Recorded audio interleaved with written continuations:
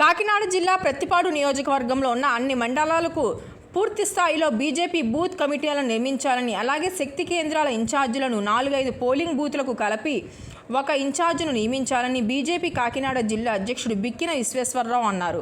మంగళవారం సాయంత్రం కాకినాడ జిల్లా ప్రత్తిపాడు మండలం రాచపల్లి సమీపంలోని గెస్ట్ హౌస్లో జరిగిన సమావేశానికి ప్రత్తిపాడు మండల బీజేపీ అధ్యక్షుడు ఊటా వీరబాబు ఆధ్వర్యంలో జిల్లా అధ్యక్షులు బిక్కిన విశ్వేశ్వరరావు ముఖ్య అతిథిగా పాల్గొన్నారు.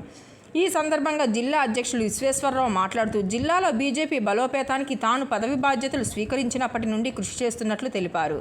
ఇప్పటి వరకు ప్రత్తిపాడు నియోజకవర్గంలో 227 పోలింగ్ బూత్లకు గాను 178 పోలింగ్ బూత్ల ఇన్ఛార్జీల నియామకాలు పూర్తయినట్లు తెలిపారు. అలాగే ప్రత్తిపాడు మండలం 67 పోలింగ్ బూత్లకు 48 పోలింగ్ బూత్లకు ఇన్ఛార్జి నియమించినట్లు తెలిపారు. అంతకుముందు జిల్లా అధ్యక్షులుగా బిక్కిన విశ్వేశ్వరరావు పదవి బాధ్యతలు చేపట్టిన తర్వాత తొలిసారి ప్రత్తిపాడు నియోజకవర్గం వర్గానికి రావడంతో పార్టీ నాయకులు, అభిమానులు కండువాలు కప్పి ఘనంగా సన్మానించారు. ఈ కార్యక్రమంలో మట్టా మంగరాజు, యు వెంకట్రావు, జిల్లా కార్యదర్శి కొల్లా శ్రీనివాస్, కామినేని జయశ్రీ, కన్వీనర్ సింగిలి దేవి సత్యరాజు వర్మ మరియు మండల అధ్యక్షులు ఊటా వీరబాబు, ఉపాధ్యక్షులు నానిపల్లి శ్రీనివాస్, గొనగాని స్వామి, రామకుర్తి సూర్యనారాయణ, ఊటా భాస్కర్రావు తదితరులు పాల్గొన్నారు.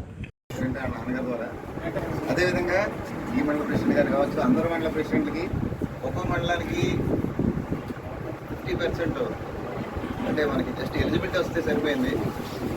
ఎలిజిబిలిటీ రాగానే మనం మండల కమిటీ ఎన్నిక చేసుకోవడం జరిగింది.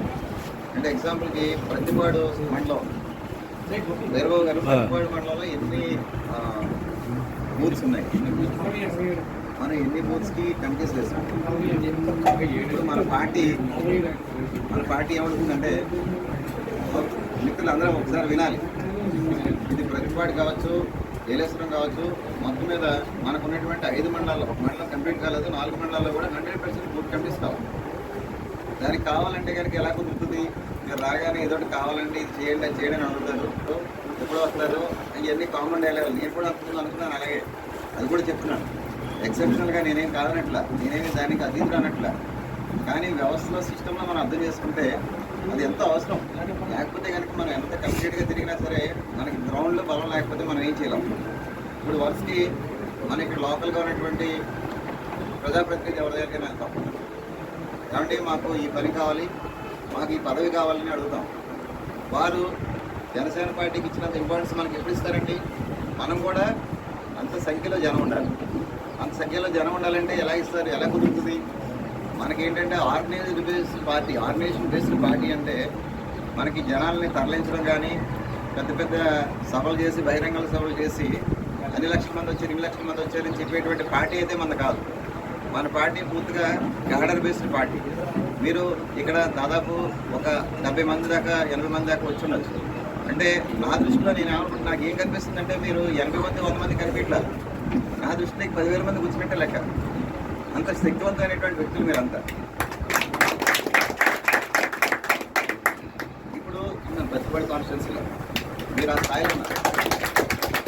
ముందు మనకి శక్తి కేంద్రాలు ఉన్నాయి. మనకి 3 నుంచి 6 శక్తి కేంద్రాలు, 6 బూత్స్లో శక్తి కేంద్రాలు వస్తుంది. ఇప్పుడు ఇక్కడ మండలాల్లో ఉన్నటువంటి మండల కమిటీస్ వేయడం జరిగింది. 16 మందితో మండల కమిటీ ఉంది.